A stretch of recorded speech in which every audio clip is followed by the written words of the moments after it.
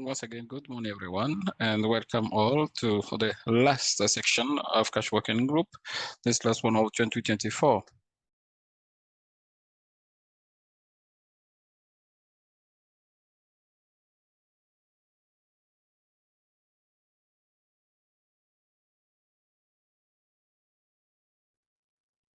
So the meeting will be in French,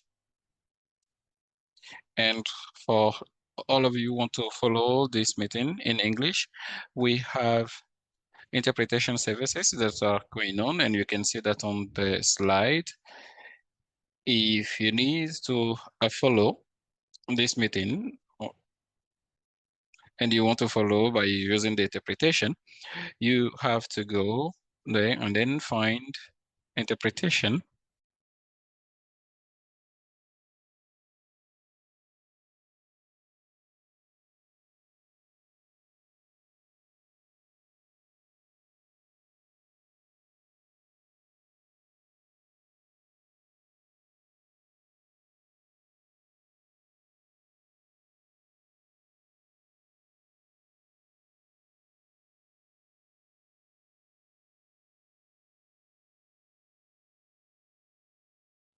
As usual, on the meeting is recorded and it will be available online on the CALP website in the following weeks or days, with also the presentations. And all presentations that we will on which we work today will be also available. And then after we'll also have a summary of the meeting, everything that is concerning the presenters and everything. We're going to introduce them very soon. And for questions, please go slowly so that interpreters can have time to understand and interpret your sentences. Now, this is the agenda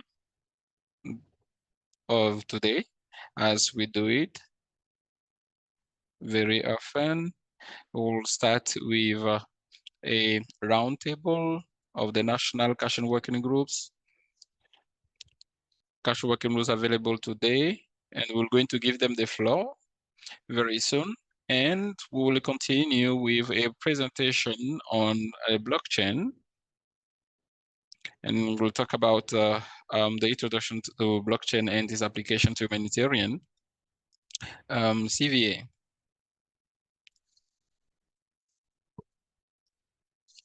And we'll also talk about the program where cash transfer is available. And this presentation is organized by CALP, but we also have Jessica Nono,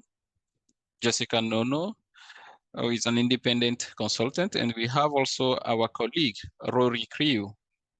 And then after their presentations, we will have a regional cash working group annual survey introduction. We will going to share the link with you, and we will introduce it very briefly. And then we will have other businesses, any other businesses, and then if you have questions or if you want to introduce yourself, you can do that also in the chat box.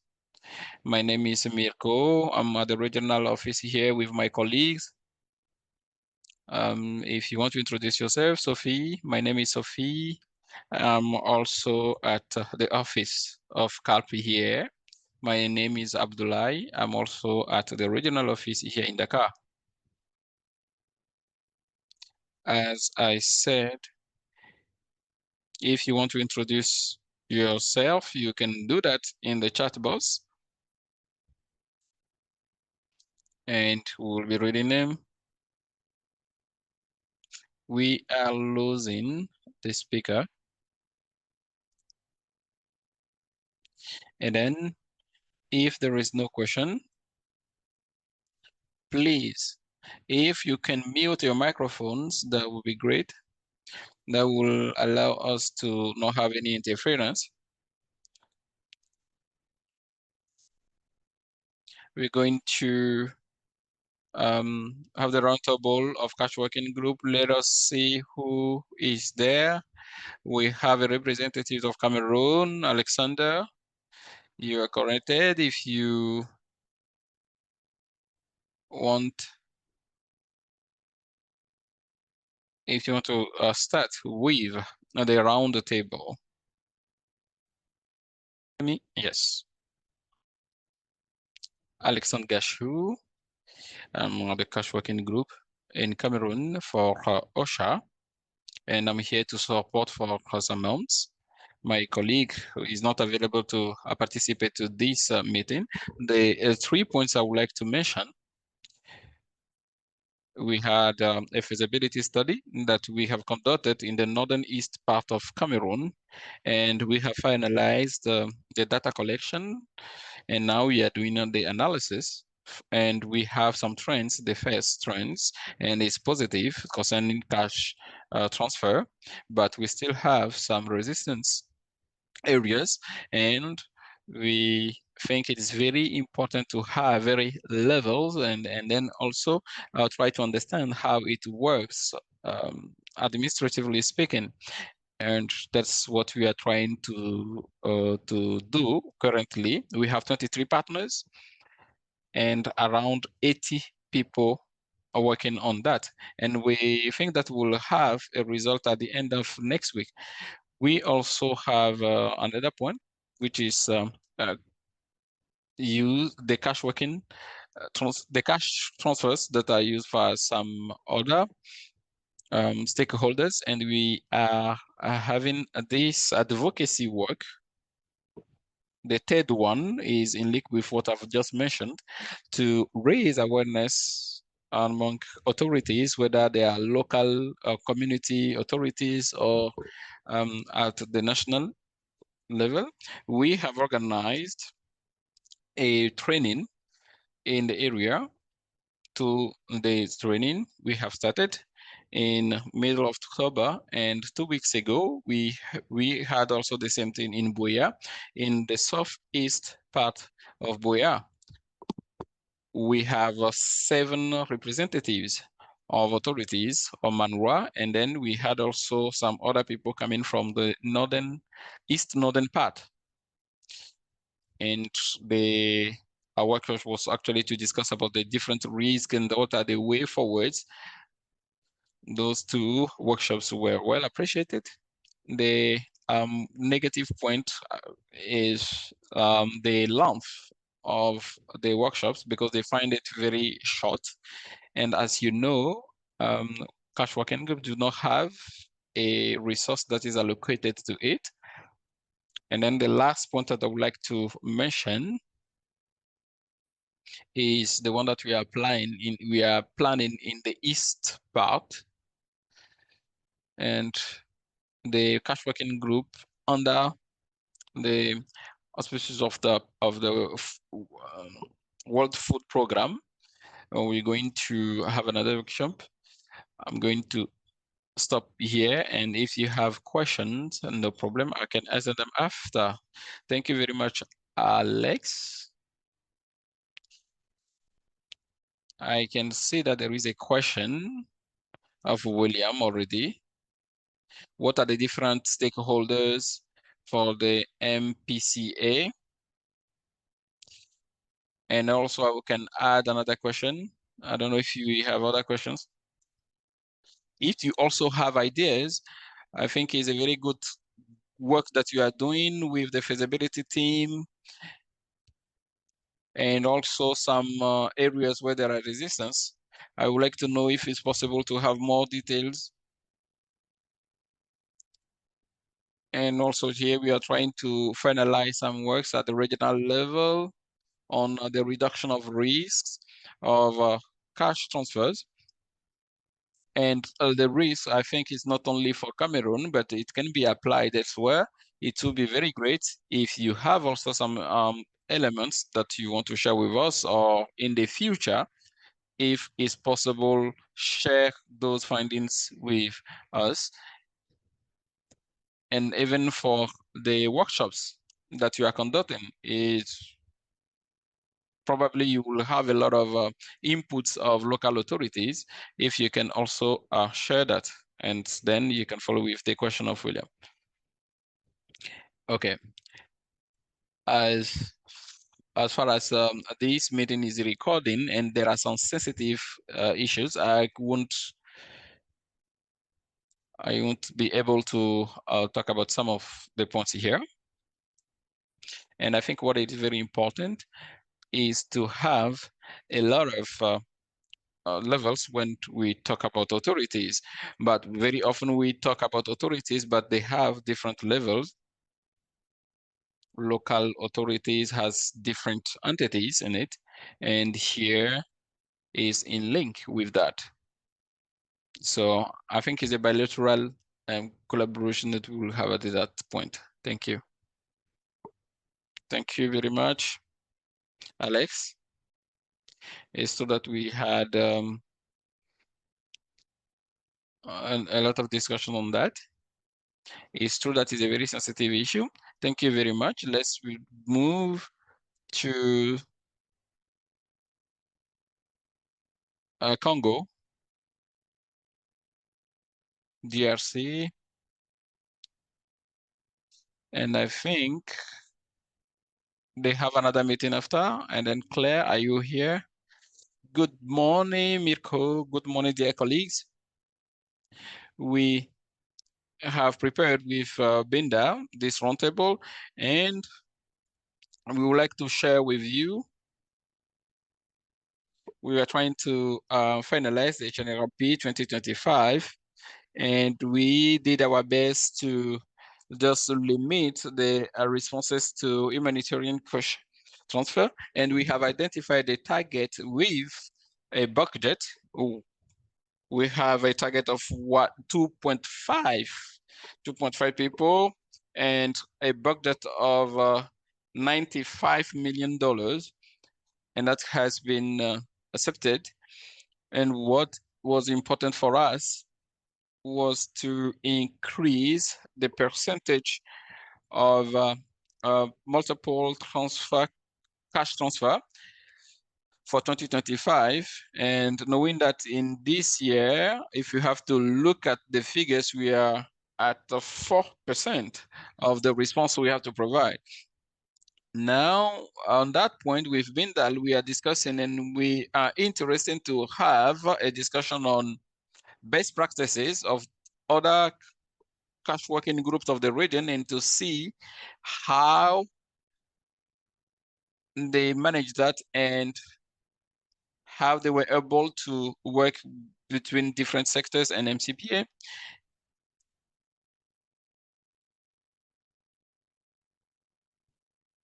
And this is an invitation for every one of you. And then the second point I would like to share with you is on task force. I don't know if that was talked about before, but we're talking about the cash task force of protection. We have DRs, and then we would like to see if it's possible we can launch that in November. And at the regional level, if you have tools that can also help us to start the work with clusters. After that, there is a concern of other partners concerning the cash in hand and its usage.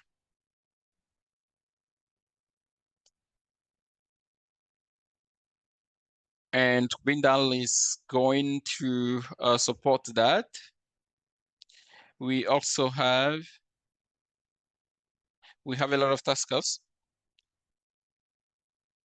and we have started thinking about it, and we are still interested in, we don't know if in other contexts they have already experienced that.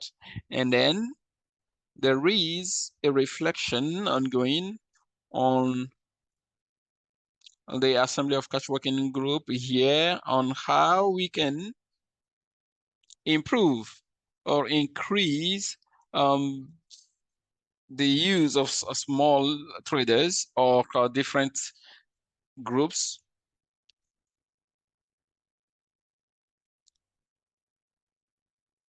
and we would like to have inputs, because that will help us also to fine-tune our strategies for 2025. Needs to share a little bit with you at the level at which we are here at DRC. Thank you very much, Claire, for those points. I think in the chat, there is a comment concerning English. So if you want to follow this meeting into English, you have to press interpretation option that you will find below and select English. Thank you very much, Claire, for your suggestion to have a contact with other cash working group. We can also contact other people to see how we can organize something. We did it 2 years ago, especially on the part concerning CRP, to see in which measure it will be possible for us to organize a section and also exchange different opinions and talk about the different points you have talked about.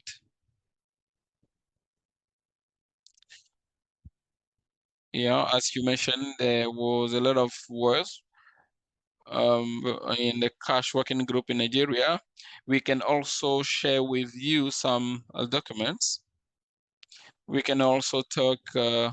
We can also talk about the webinar which will be organized next week. These are some of the points. If someone has questions, don't hesitate to ask your questions in the chat.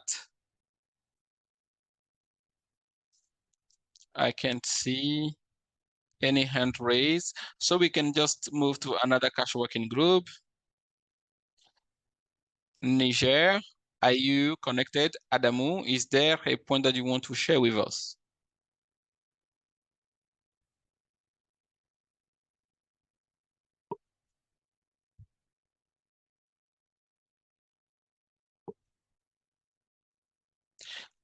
Good morning, is Sadia.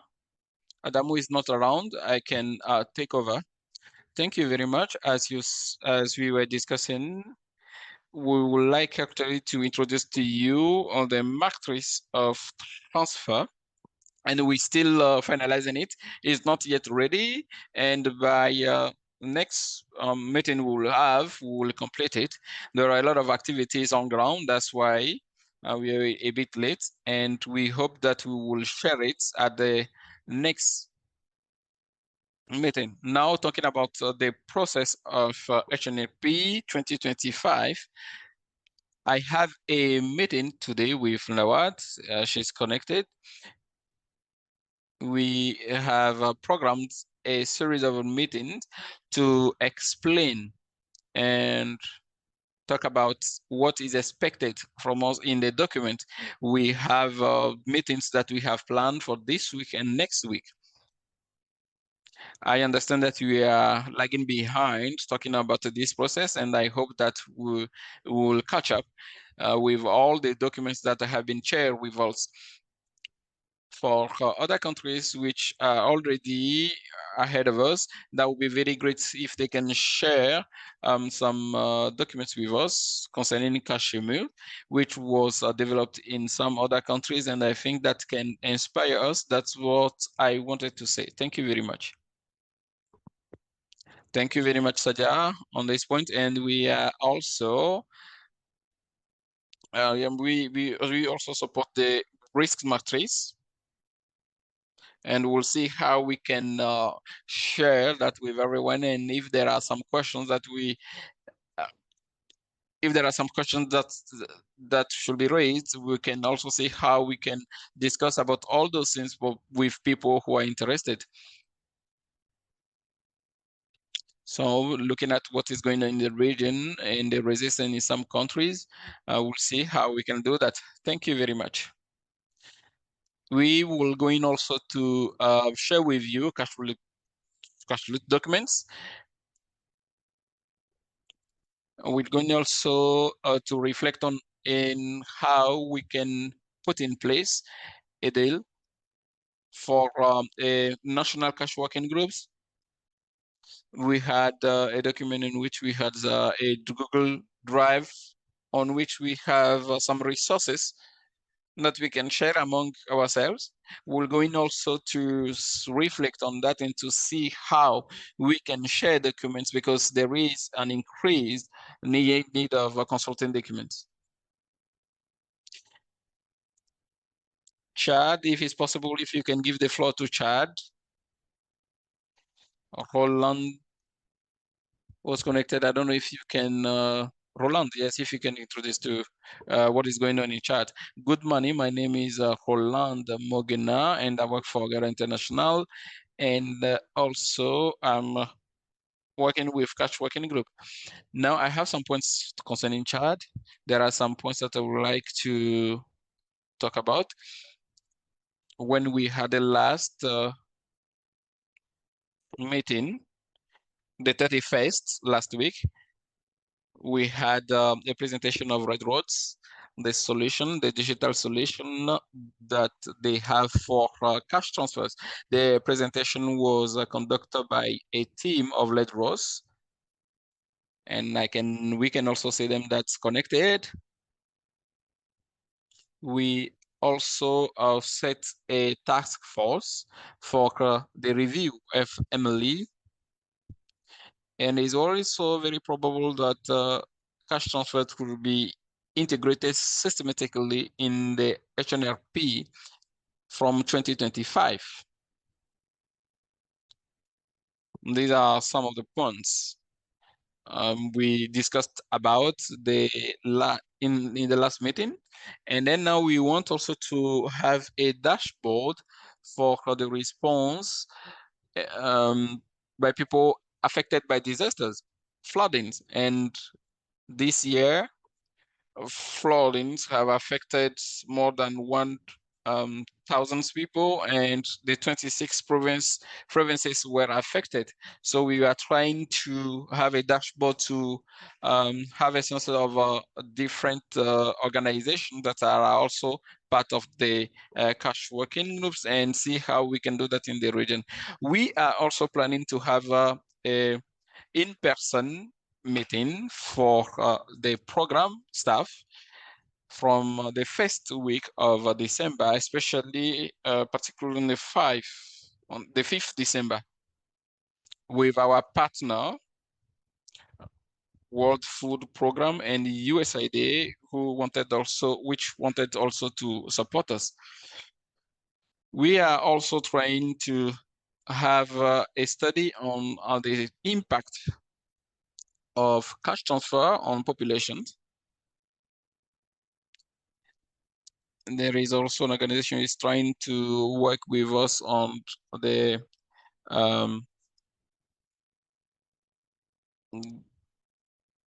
the drafting, and don't be surprised if we ask you to support us so that we can implement that.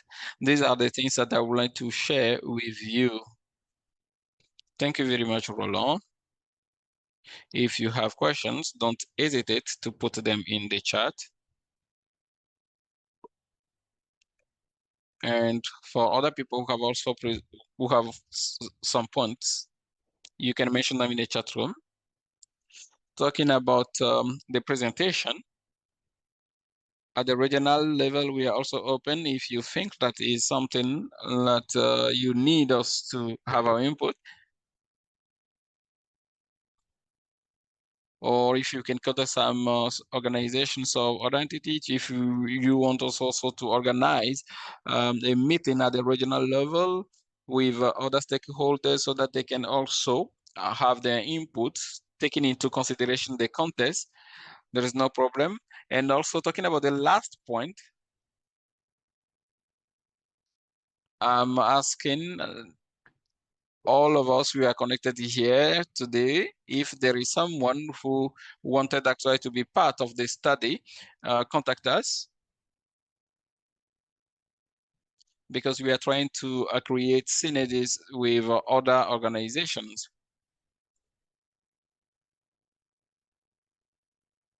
Can we now give the floor to the cash working group of Nigeria? Manik, are you connected?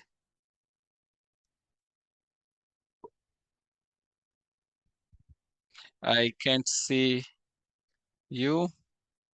Now we can just give the floor to Mali.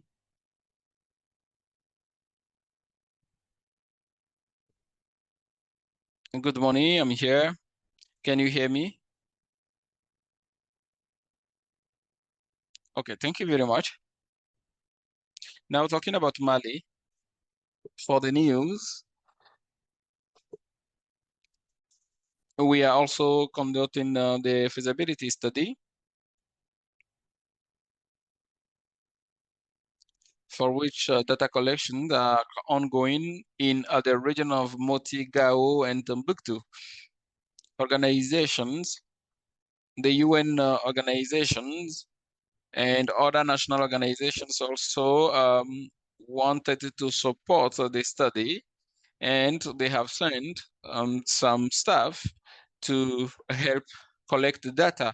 We are in the process of collecting data, and we will be done very soon. In addition to that, we are also seeing how we can revise the transfer possibilities. In 2023, we had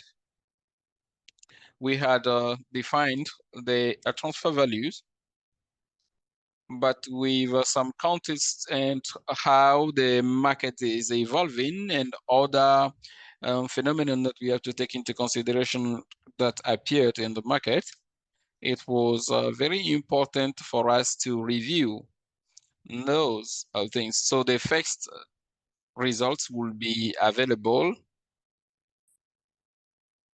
probably this week, and we are discussing with the different specialists and the stakeholders. Now, for the case of MAB, is the World Food Program that is conducting it with the support of other stakeholders. Last point is something that we already had, is the training of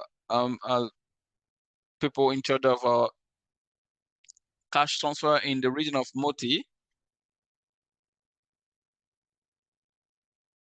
And CALPA has helped us and supported us by mobilizing consultants to support the team in the region of Moti. We had 23 participants. They were trained. And we had also 2 co-facilitators. And we are very happy to have 2 facilitators in cash transfer.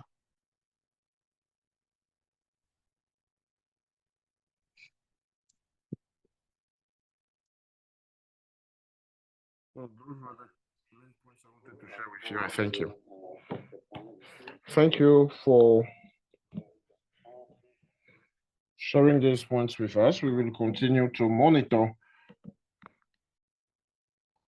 what is going on there, and as well as the results for Mali. I don't know if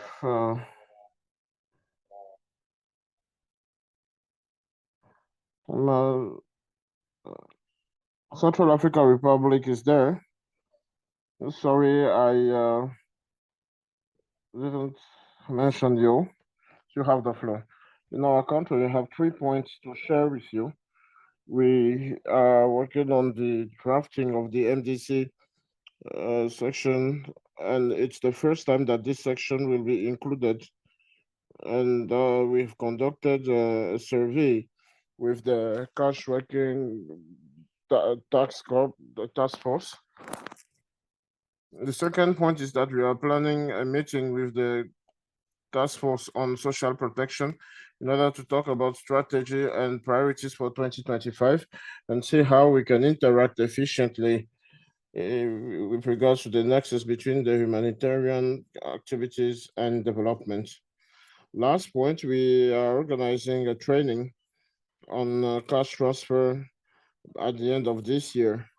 And another point with regards to FNRP is that we have four organizations that will dedicate their budget to the FSRP this year.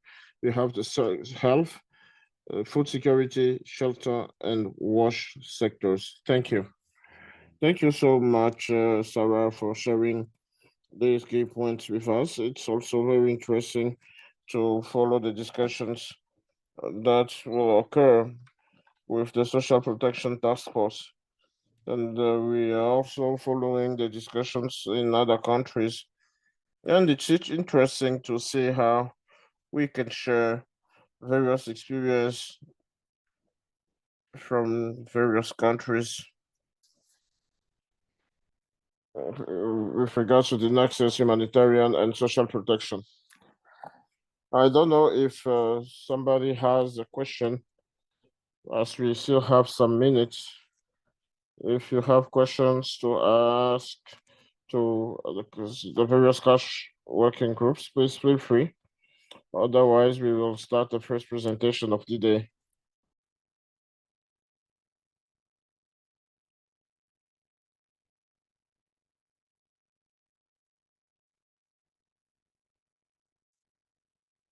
I'm not seeing any hand raised. So without further ado, we can start the first presentation. As you saw it in the agenda, today we are very happy to have a presentation on blockchain.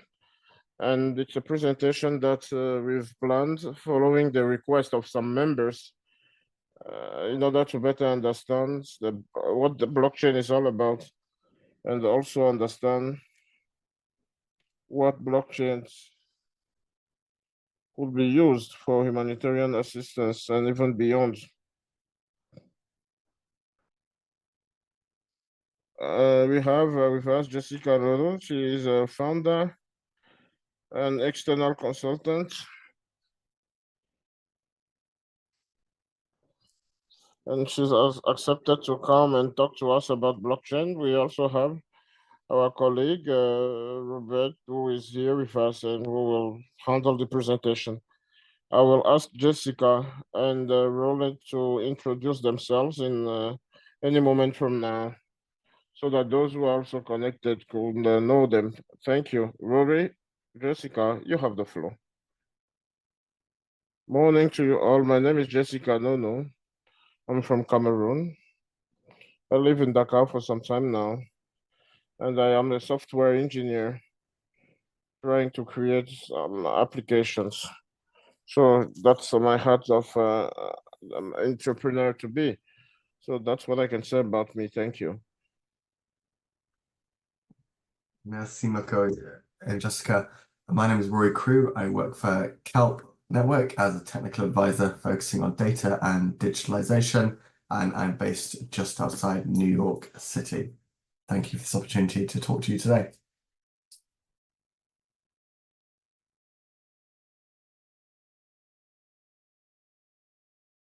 So the floor is yours for the presentation. Thank you.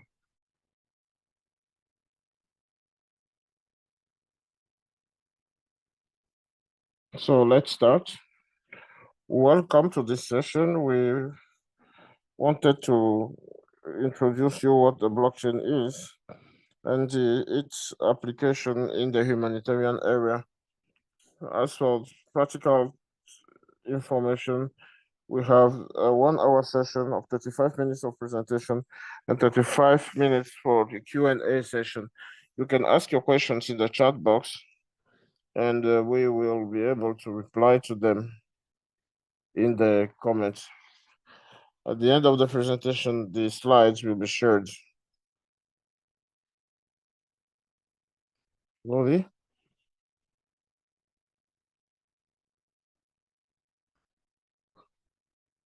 The objectives of this session are as follows: understand the blockchain technological basis, discover the solutions based on blockchain, and start understanding the humanitarian uses or usages of the blockchain.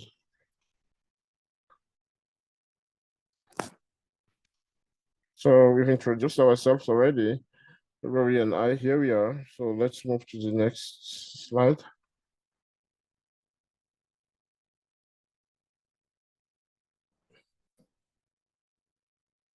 So Rory has prepared a form, simple question that we would like to have, that we would like to have answer from you. Have you ever used a blockchain, for example, a cryptocurrency, um, stablecoin, or whatever? I'll give you 2 minutes to do so, and then we'll continue. If you have questions on the forms, do not hesitate to raise them in the chat box.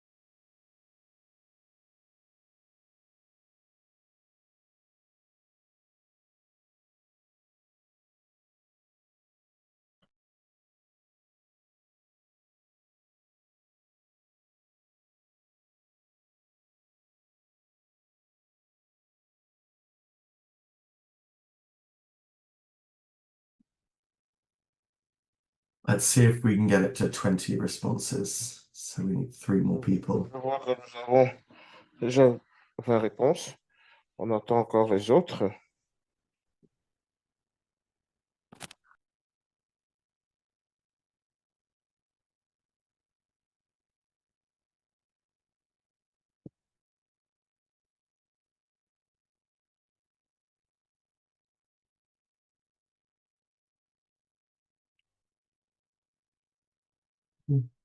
Thank you. I think that's good enough. Jessica, would you perhaps like to say a couple of words Merci. about your expectation of Est-ce this? que Is vous this what pouvez you nous parler un peu expected, de vos or is there attentes something vis-à-vis de surprising ceci? about the results? Et les attentes sont quelque chose de surprenant en prenant en compte les résultats.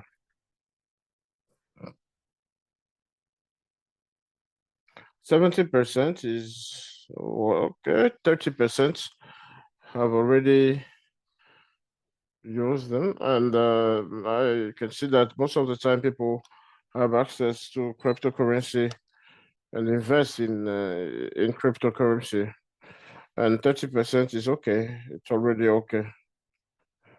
It's a percentage that looks interesting.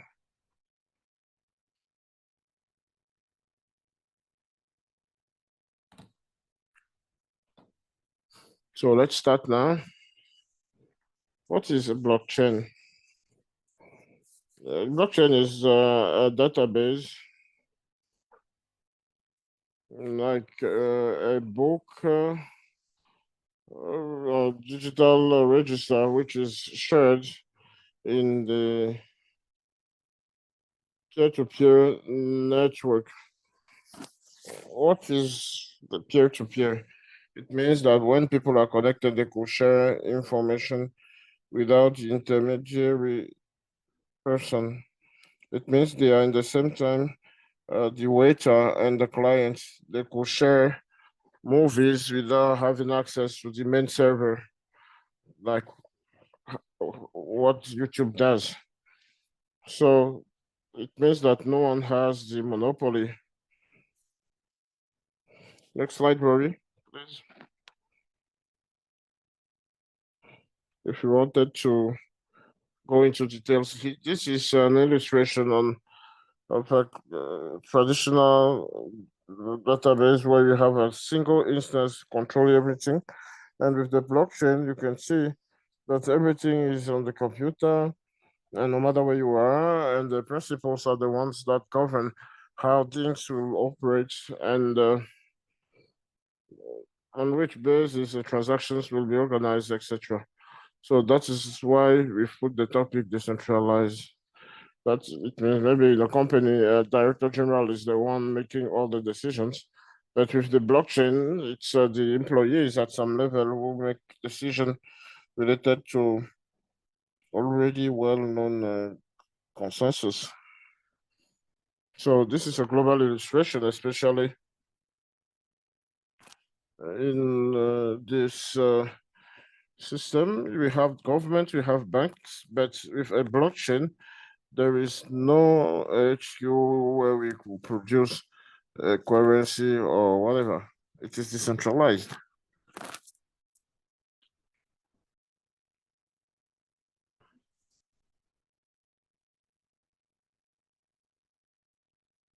Sorry.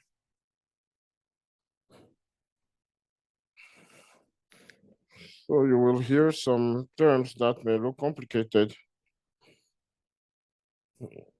but we don't really need to understand this to use these apps. However, we need to know what this means in order to avoid any issue or any challenge, because there are a lot of scams, especially in cryptocurrencies. We have private and public keys that are encryption keys that helps to secure bank's accounts. For example, let's take your bank account number that you can share with anyone to share in return what you want with you. So with the app, we can check our transactions, and this may help to support a transaction and or not. So the second thing helps to secure information that are in the chain of character, so that no one involved could anyone involved can't be left behind. So next, Rory, a blockchain is a kind of blocks where the trackers are located, and this contains the data that are shared, and you can find connections between various blocks. And if you want to validate a transaction as nodes are a computer that's inside that network, which implements the blockchain software. And that's the consensus I was talking about. For example, Bitcoin is a proof of work. You need to show that your computer has worked, and through that you can validate your transaction. But globally speaking, that's what I wanted to share with you. Maybe it's complicated for some people and for others not, but you don't really need to understand this.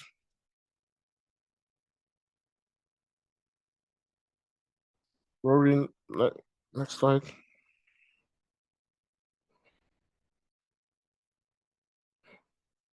So we've already taken a flight, but we don't know how to build an aircraft, know how to drive it. We don't know how things are organized. There are many things there, but we should not normally understand the operations, but we should look at how it operates. Now let's talk about the advantages of blockchain. Rory, over to you. Next slide. And thanks to its structure, but thanks to the way it is built, it removes some functionalities and that makes things difficult.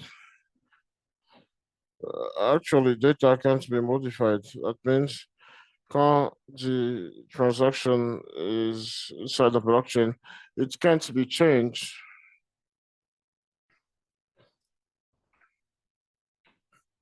The blockchain is transparent, and the information is accessible to all the users that have access to the system. So all the transactions could be seen. And thanks to these two components, the fact that we can process, the fact that it's transparent, each and everyone could check by his side or her side if the information is appropriate or not. So this is possible for everyone based on the information that we have. That's what is making making the blockchain very interesting, because we can still monitor transactions and find out what is going on. Next slide, Rory. We have here some blockchain apps. We have the cryptocurrency like Bitcoin, Solana, USD, and various cryptocurrencies. And it's not a matter of having a server, or we can create a payment system that's quick, because in order to start a closing economy, we can work in partnership with other partners on this. The management of the supply chain, we have the digital ID. We can create the digital ID for people who can have access to it. And which shows that this is unique, because blockchain helps us to add unique information. For example, if you like to enter in a blockchain land titles or properties that are unique, we can digitalize the house in the form of LNT, and the house will be online, and I can have a look at it. And this is taken into account in a fair way. We have seen more with pictures during COVID, but currently things seem to be calm, and this gives more possibility. It's a token which can't be multiplied. It's just a single quantity. We can build or sign contracts thanks to blockchain or whatever. It means that everybody knows what is waiting for him or her. What is interesting is that in many countries, we need transparency in order to avoid fraud, etc. I don't think that people will be very interested in having this, but it will be good to have pilot projects as such in some countries. Of course, I have highlighted governance. Thanks to smart contracts, we can have a governance system. A smart contract is a software in which the terms of a transaction is defined, and the terms of collaboration as well. So things will only happen if conditions are observed. All this is interesting for the governance, and it helps with decentralized governance. That means that you can't decide in silo. We have to share ideas. Next slide, please, Rory. We have tried to group some humanitarian projects which are already using blockchain. For example, with regards to the first project of building blocks, they are using blockchain for IBAN vouchers, because during the war in Ukraine, Bangladesh, etc., they are using the blockchain for their transparency. Anytime they use it, there is a monitoring. The data are also protected thanks to encryption. Thanks to the efficiencies, they've automated the payment on blockchain, and we can see use the best ones in order to move towards the partners and have agreement with them. Then we have grassroots. They are based in Nigeria. The first project was a community project. It's like a circular economy, which is far from the government economy, which give rewards to people in the community through goods or the money. They use also CLO to have access to money in the community. It's a kind of circular economy. Rory, next slide, please.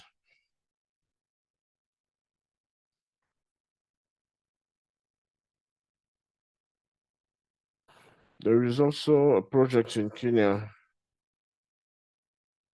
We have the Red Cross in Korea. I think this works, and they've continued in that area for transparency, financial inclusion, and support to vulnerable households. More than 2,000 households have benefited from these funds. We also have care which represents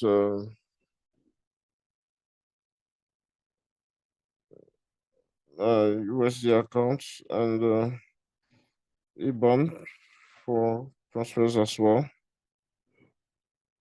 So it's a project organized in partnership with Imoja Lab to create their blockchains. That's like money transfer or to help people living with difficulty. Last but not least is a project in Ukraine. This was done in partnership with the refugee agency. So they use stable currencies like USD dollars to send money to beneficiaries, which could be transformed into local money for the benefits to use it. What is interesting is that transparency, efficiency, everything is because they don't need a bank account to receive support. That's why it's really interesting in that case. Rory, I think that there are other applications, but we've highlighted it all. So generally, if you want to launch a project, we have to ask ourselves if you need a blockchain. There you can define the problems in detail and try to involve the users. And the blockchain is when many stakeholders are involved. That is where it has more interest. You need to assess if a traditional database could be optimum than using a blockchain. We should not skip that phase. We have to digitalize the concept. Next slide, please. We need to identify the existing resources. It also money. Sometimes we need money in order to allow the users or people to know if our use case is could almost be done and get a return on investment. Sorry, the way it's proceeded is not a study or whatever. Worry. To identify existing solutions in order to know what exists. If you said yes, we have to build a pilot project in order to know how it works. start a small project in a small area, and then increase the production later. Rory,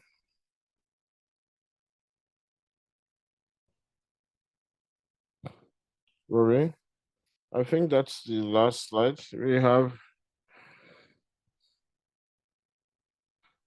a quote from Dr. Mary Chessman. The solution one entry should not be imposed in order to avoid marginalizing households and who are lacking everything from the alternative choices to social safety nets, other costs and protections. So we should work on developing small pilot projects because there are a lot of risks in cryptocurrency. So we need to make sure that what we are planning to do can work. So do it at a smaller scale, which doesn't engage you a lot, and then associate these populations living in difficult conditions. I think that's all, Rory. If let's say we have resources here that allowed us to conduct this presentation. If you have questions, do not hesitate. We still have time. If the question is in French or English, we can handle it. Rory could be responding to the comments or questions in English, and I will be the one doing the French ones. I don't know if you still have any comments, but thank you. Thank you so much, Jessica. Thank you, Rory. As Rory is English from English-speaking country.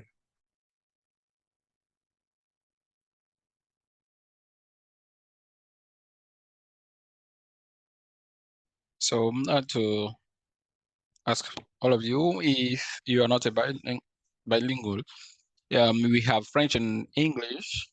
You can just go below, see the three dots, and then click on that to have access to the language you want to follow the seminar. So I can also ask francophones to click on the three dots and choose French if they want to follow the presentation in French. Now, I don't know if Rory has some contributions to make. Otherwise, we will leave the floor to people for their questions. Thank you. I think Jessica has covered all admirably, so I'd like to hear from the group what questions and comments they've got.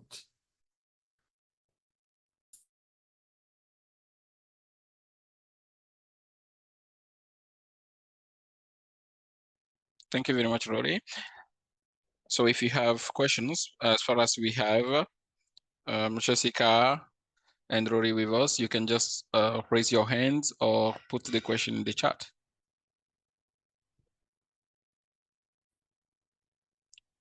Maybe to kick off, I have a question concerning on the possibility. I think there is someone.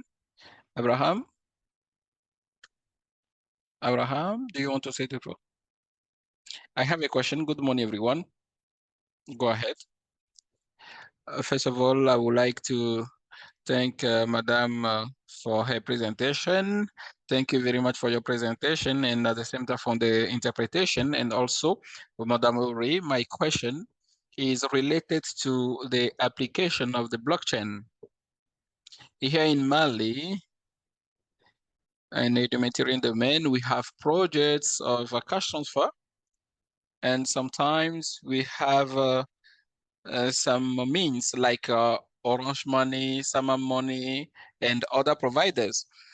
Now, beneficiaries who do not know the use of blockchain, if we want to send that in an emergency, how, and we want to send the cash, how beneficiaries are going to receive that money. We as actors, we know the usage of blockchain, and if they want to use them, how are you going to train them? Beneficiaries don't know, they don't need actually to know how it works. There is an app, I work on a project, and there is an app, and at the end, the beneficiary will just get an app like the Orange Money app or some other Momo. So what will happen is that when you send a cryptocurrency, it will convert it automatically into the money, the currency.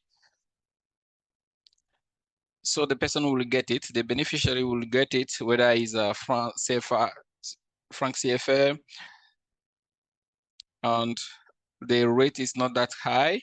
So there is an app actually which will change and do the transactions. It is person who creates the app which will going to put things which will transfer it into a CFA, or you can have also you can also have a partnership with other groups like MoneyGram or Orange Money, and the person will get it in his currency or her currency, the local currency, I mean, or through applications like Orange Money application or other than. Actually, is people who are conducting the project who are going to create the app and then ask the beneficiaries to have the app, and they can have the money in their local currency. And if you want to go to MoneyGram or other words. Okay, thank you very much. The second question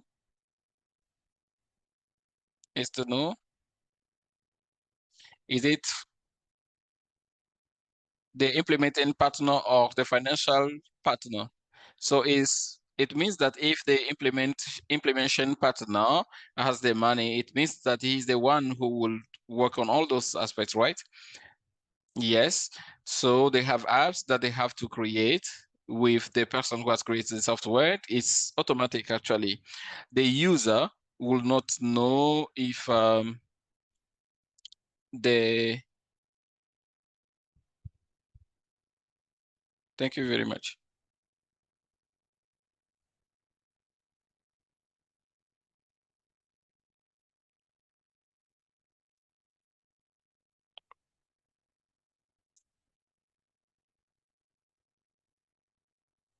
There is a question in the chat box. Someone is asking how blockchain could help in accelerating social registers in the countries. I'm not so much familiar with the social registers. Can you please explain the concept to me?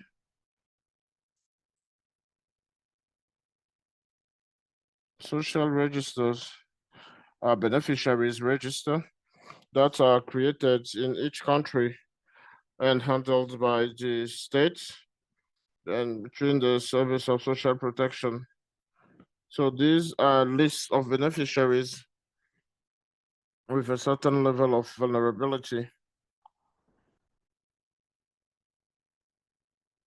Usually when we talk about nexus, cash transfers and social actors, we mean how these various actors could work together, including the government. I think this registers, with the blockchain, the advantage is that it can't be falsified. It's secure. It's only the actors of the network that have access to these services. It's also transparent. Everybody can see what's going on, and if something got falsified, everybody knows.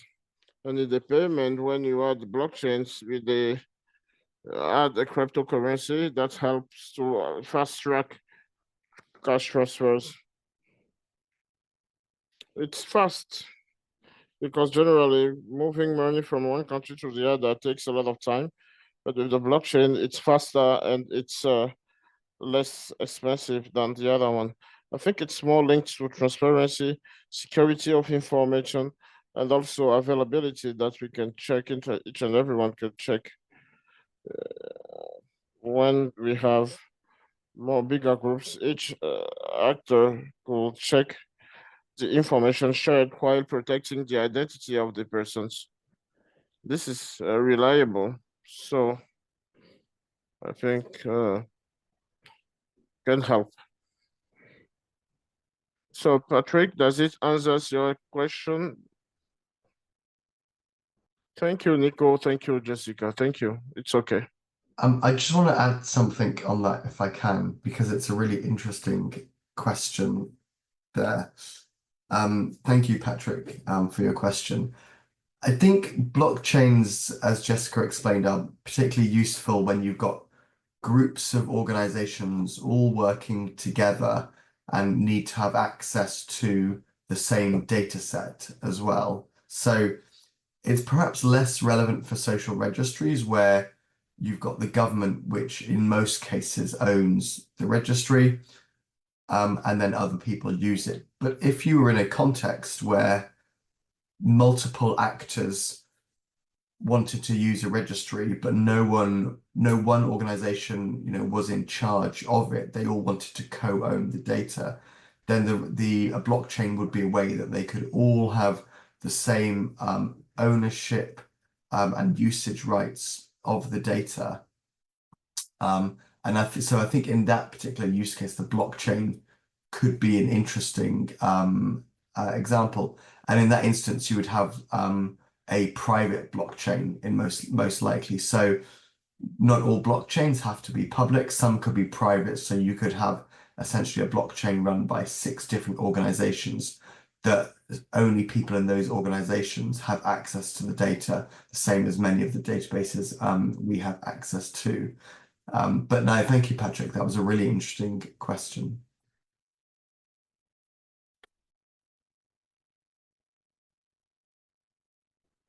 Thank you, Rory, for your intervention. We have a question with Stella, a question online, but let's give the floor to the others first. I'm seeing a hand raised. Could you please ask your question?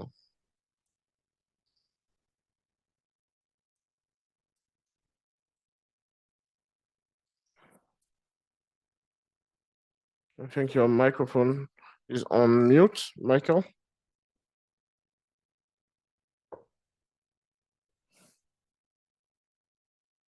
We can't hear you, Michael. If you'd like to ask a question, your microphone is on mute. I'm not seeing another question. Maybe Jessica, I think this is related to the question highlighted by Patrick. I would like to know the use of blockchain. What is the use of blockchain in our applications? That is having a database that is accessible for many organizations, namely humanitarian organizations or organizations depending on social protection. And seems that we don't have a double assistance for the same person in a disruptive way. And I would like to know if the blockchain could be used in that area in order to make sure that the person registered on the list could receive something that corresponds.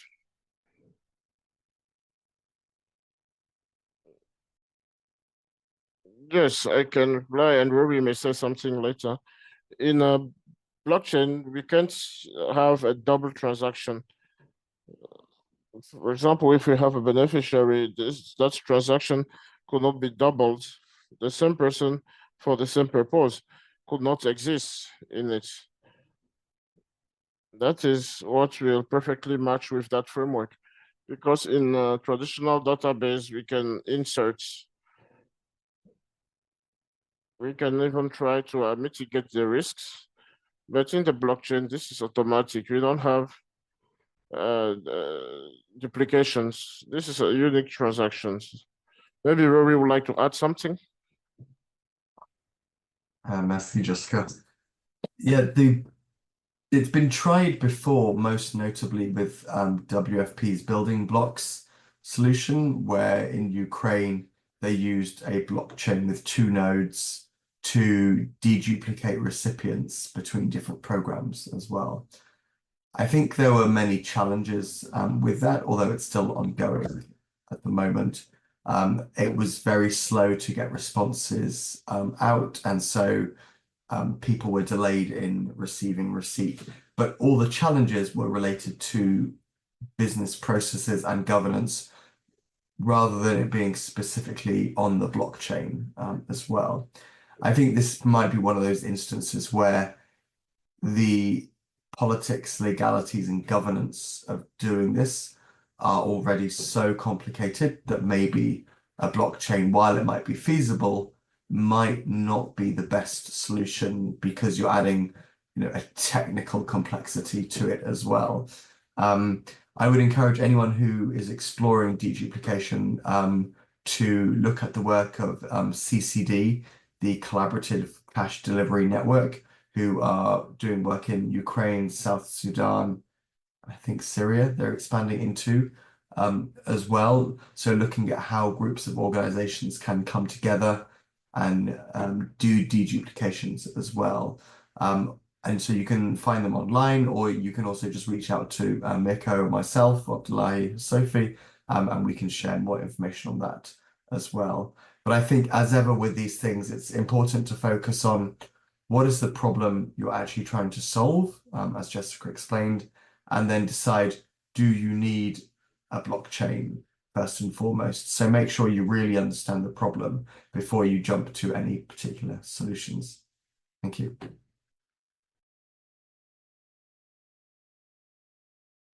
Thank you so much, Rory. I'm seeing that Michelle's hand is still raised. Michael, would you like to ask your question now?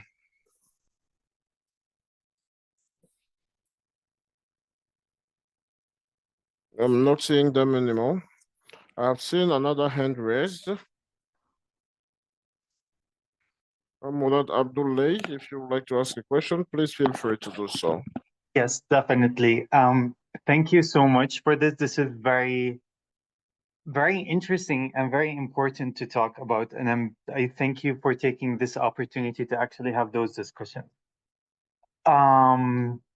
Firstly, let me apologize if I missed anything. My connection isn't the best today, and therefore my camera is off.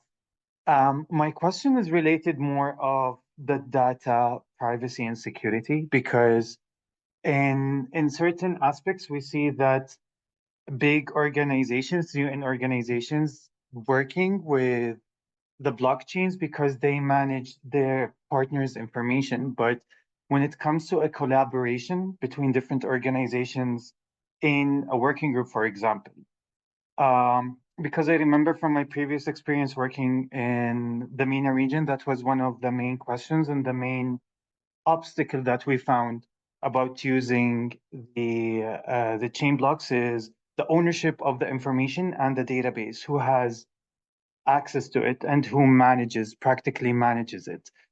We know that there is a unique code that's actually generated for each and every participant, beneficiary, etc., etc.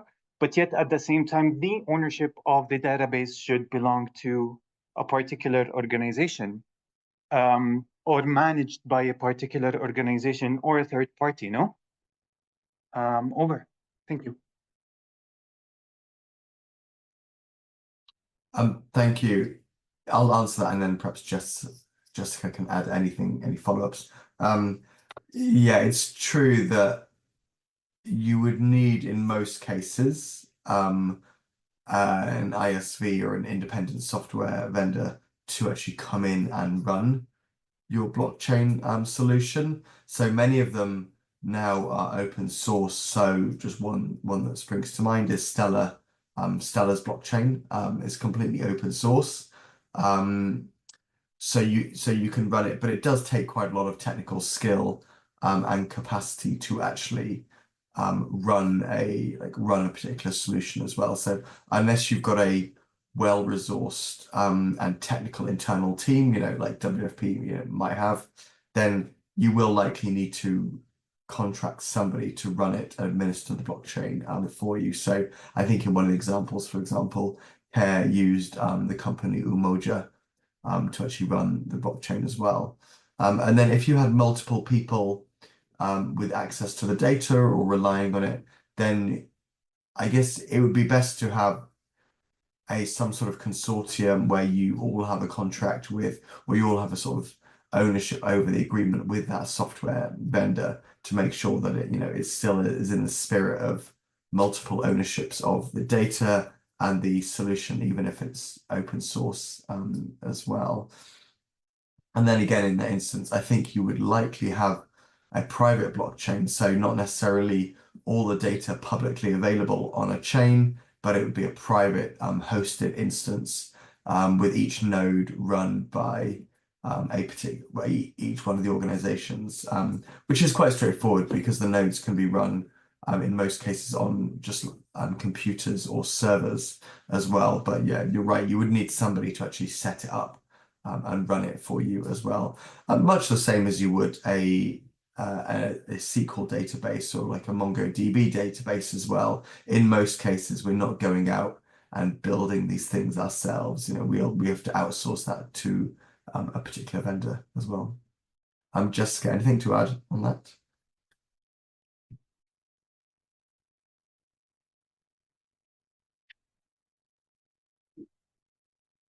Talking about data, when we create a blockchain, we have what we call smart contracts that exist on those blockchains and which allow us to know who has access to the database.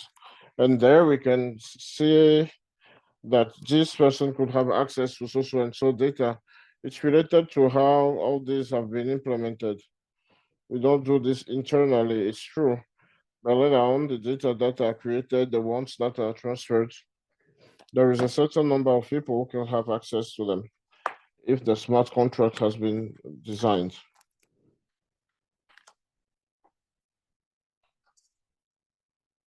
Thank you, Jessica. I'm not seeing another hand raised. But given that we still have a bit of time, if you still have questions, please raise your hand. I've also asked a question with regards to the 30% of those who said that they've already used the blockchain. We also like to open the mic and share our experience, where this happened and how did you work it out in order to enrich the debate. I am seeing a question in the chat box, Jessica. The question is to know how we can make sure. So I think there is a lack of understanding on this, on what the blockchain is all about. So technically speaking, it's not really a machine. Blockchain is a software that looks like a database. And it's a network when you have people with their computers. Let me take the Bitcoin. These are a lot of computers that have an internal code. And anytime they are the ones validating. And if you have a first basic contract that defines the consensus regarding the use of the platform or of the database, who is going to check the transactions with which rights, etc. So that was right from the beginning. And it's someone that could help you program with the programming and put in place a program tool, and they will install it to you. So someone had a private blockchains, and later on, many came into being as well based on that. So it's an app. We need a lot of computers to be connected, and we don't need a single entity to help to work on this. We'll have many of them. It's an app in which the blockchain people are connected to the blockchain in order to check information or monitor a transaction. For example, I would like to launch a money transfer from one account to the other, and I use the client app that I have, and this connects directly to the blockchain. There is a whole team responsible for developing that system, and that's how we can have it in our places.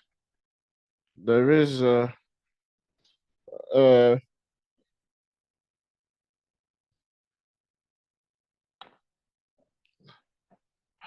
blockchain is like an app on which you can connect and check the transactions and make transactions, etc.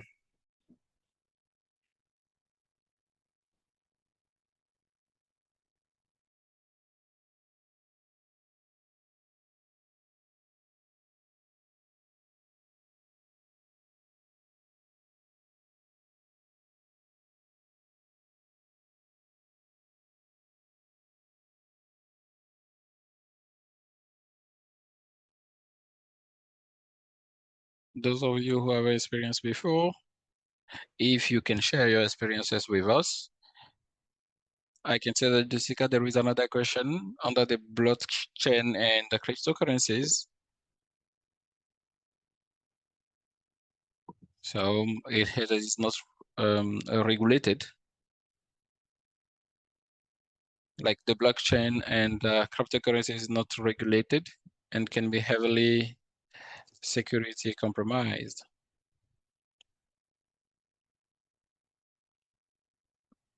I don't know if Jessica already you want to answer that question or explain a bit. I don't mind jumping in to start with. I think there's nothing inherently worse security-wise with some of these blockchains than a standard database. If you're using a reputable blockchain, then and you're using standard security protocols, then your data is probably as safe as it is as if it's in a central database as well. I mean, I think there's lots of instances where centralized normal databases have been breached, and millions of records been accessed as well. So if you're using, common sense controls like role-based permissions, whitelisting of IP addresses, so you can only access it from certain offices or certain countries, and you've got, cybersecurity professionals, you should be fine. So just exercise the same controls that you would over a normal databases. Cryptocurrencies definitely, as a use case of blockchains, they are becoming more regulated, and particularly stable coins seems to be where many people are most interested in as well. And there's a few big companies that are using stable coins, and so these are cryptocurrency coins which are generally pegged to a strong fiat currency. So normally the dollar, but it could be the euro or the pound as well. And there's even stable coins linked to the Afghan dinar, I believe, as well. And those are regulated in some countries and not in others as well. But I don't, yeah, I think just to summarize, I wouldn't say it's necessarily inherently that much riskier, but I think it reflects that anytime you collect data, it's quite risky, in itself. I mean, most of our data is kept in, Excel or our emails as well, which is very, very insecure as well. So I would probably caution people to think that this isn't risky. This is just as risky as everything that we're doing already, which is, generally can be quite high risk if we're not treating data in the correct way. Jessica.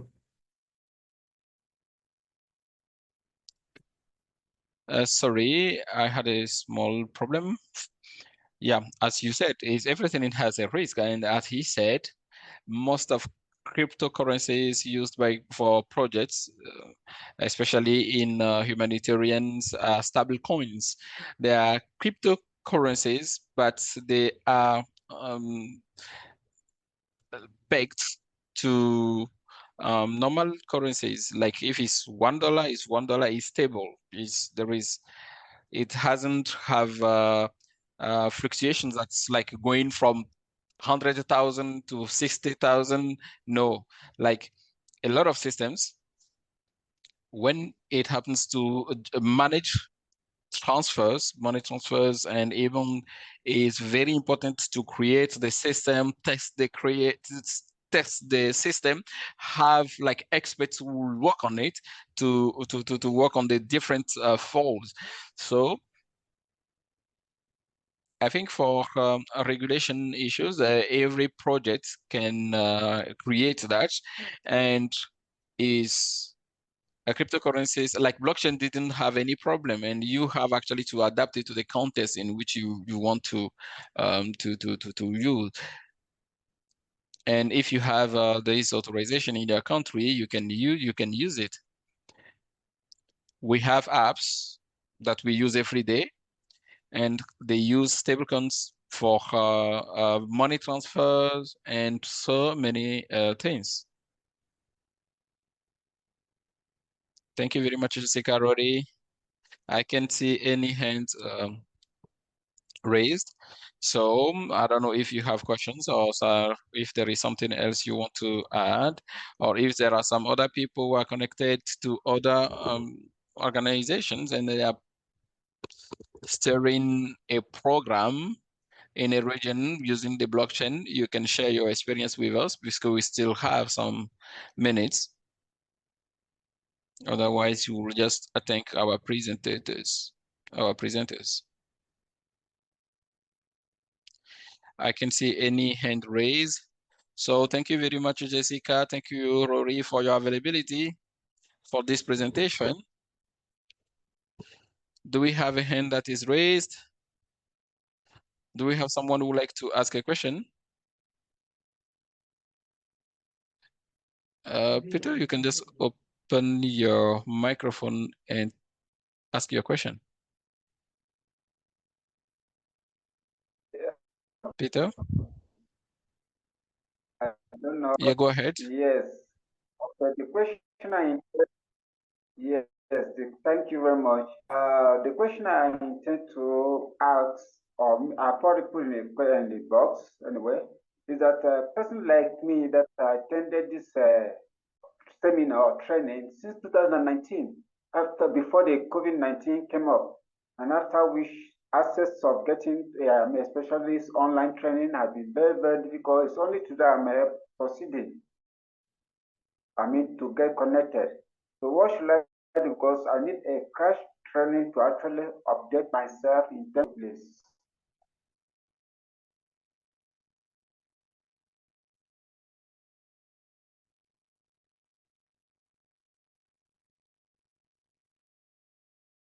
So I think so the question was about access to training. Is that Like right? So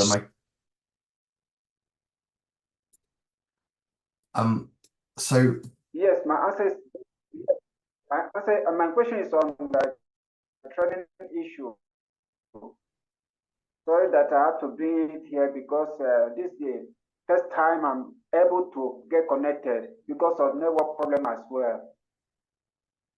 got you. Understood. No, understood the question. So there are many blockchain training courses out there, not many focused purely on cash or humanitarian spaces. But I did see that just yesterday, Algorand Foundation, which are one of the big and very reputable blockchain companies, they did release a training course on using their blockchain. I can't immediately find the link now. So what I will do, I will add it to the resources. When I find it, I will add it to the resources section of the slide, and then you'll be able to access it there. So I think it's called like the Algorand Blockchain Academy or something as well. But I will share the link so you can get more information as well. All right. Thank you very much, sir. To add to what you already said, also in the minutes or summaries that we will share with you, we'll add all those aspects. And with the minutes of other meetings that we had, we were going to share all those links so that we can have access to the resources. I can't see any hand raised. Let me see. Let me check if there are other questions. So thank you very much. Thank you, Jessica. Thank you, Rory, for your availability. It's a real pleasure. Very great presentations. And I invite every one of you, if you have questions, don't hesitate to contact us, even if it's about blockchain. We will link up with the experts and they can provide responses to you. So thank you very much. Today we'll finish a bit early because we want actually to move to the last presentation. And it's actually for the regional cash working group, the survey. We're going to share the link with you here. I'm going to introduce to you the survey to explain to you a little bit. You have the link here in the chat box, and this link will be also shared from tomorrow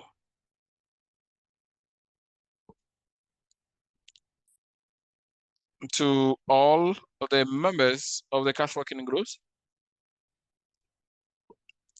Those of you who are used to it, that will only take 5 to 10 minutes to under the to fill the form. Whether you have already followed some meetings of the cash working group, if this is not your first time, we will ask you more information. But if you've never attended a regional cash working group meetings, you will have also the question, and it will ask you the priorities for you for next year. Second slide is to explain a bit different sections concerning general data section, and then the other points. And it will be very important for us to have your responses to also have an idea of the work that we are conducting, and to see what are the different teams and activities you think are more interesting. These are some of the sections that we have in the survey. And we have also some questions that are related to communities, practices, and some of other things. And as you know, the cash working group, the regional cash working group, can also be very inclusive. It's open to everyone.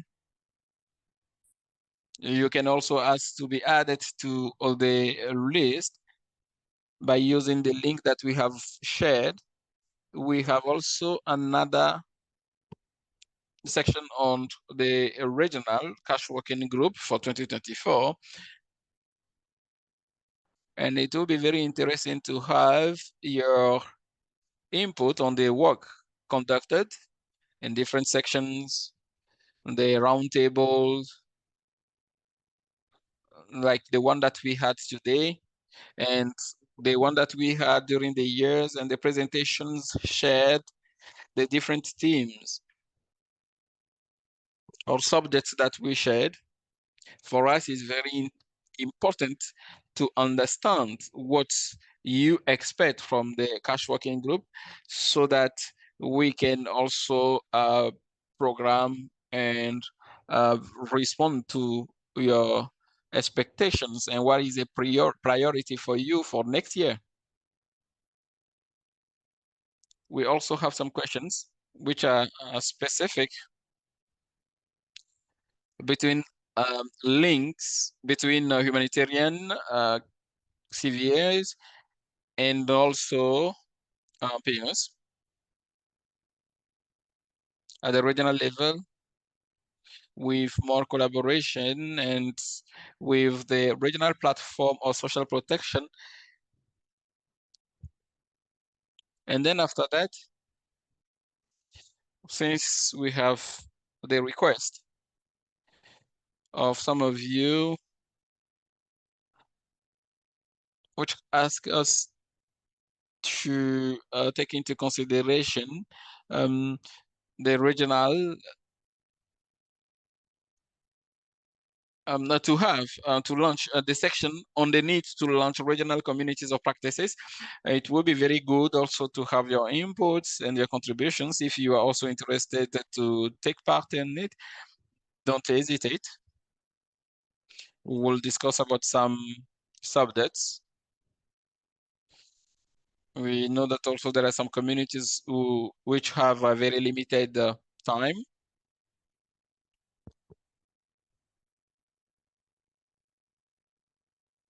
And those practice communities can also last for months.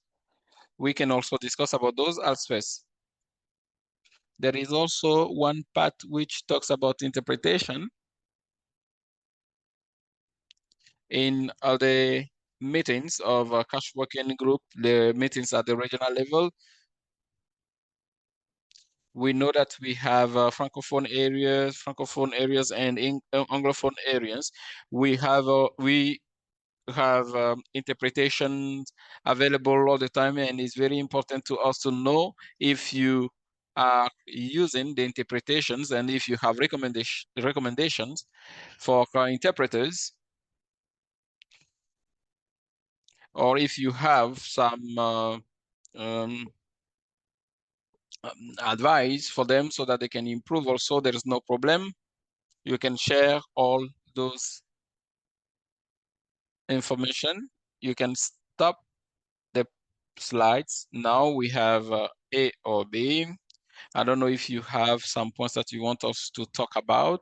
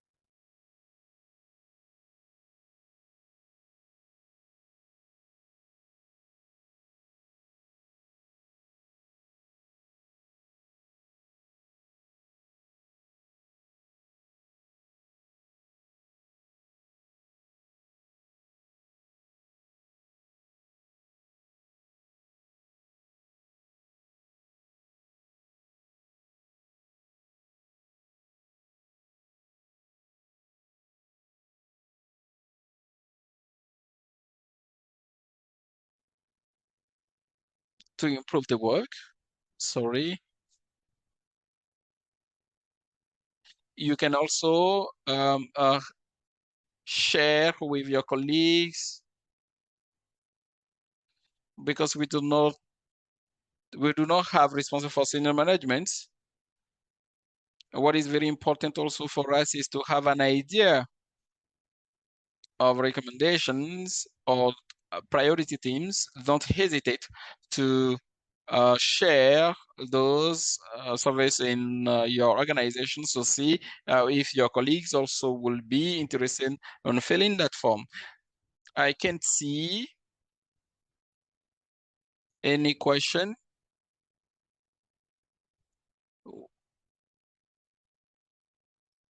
We already mentioned that in the roundtable.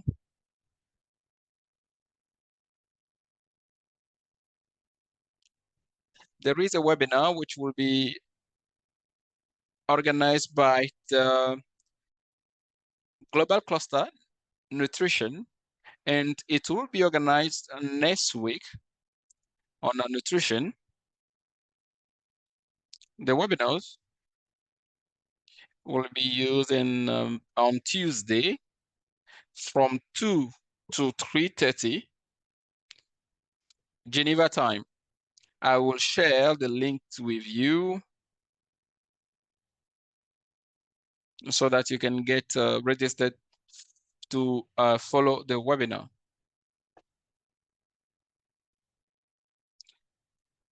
We will also have interpretation available there also. And as we said, it will be on nutrition.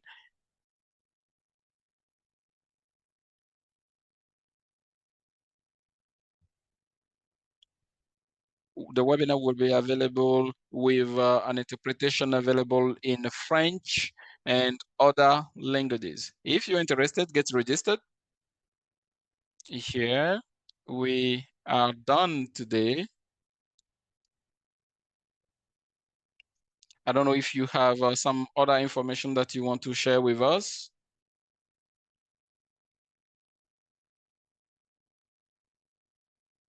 I can see the question of Martin on a survey, on the questionnaire.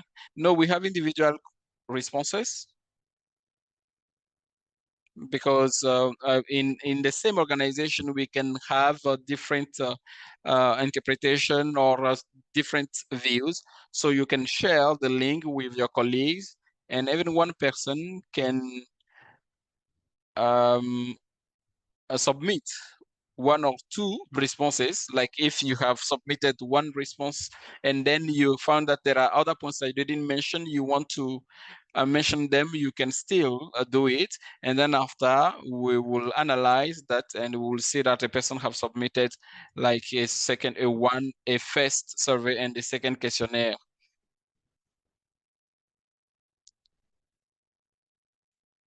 Or in 1 week, if you have some points that you have in mind that you want to add, no problem. That will be available till the end of the month of November. So, Dazel, there is no hand raised. So wait a bit before having a closing word. I can't see any hand. So thank you very much. On behalf of CALP and OSHA, we would like to thank you for being part of this meeting, and let us meet in January for the first meeting of our regional cash working group around the 22nd, I think. We know that in January is a little bit problematic with a lot of projects and unavailability of people in January. We will going to confirm that to you. That will be around the 22nd of January. Thank you very much to every one of you and have a great day.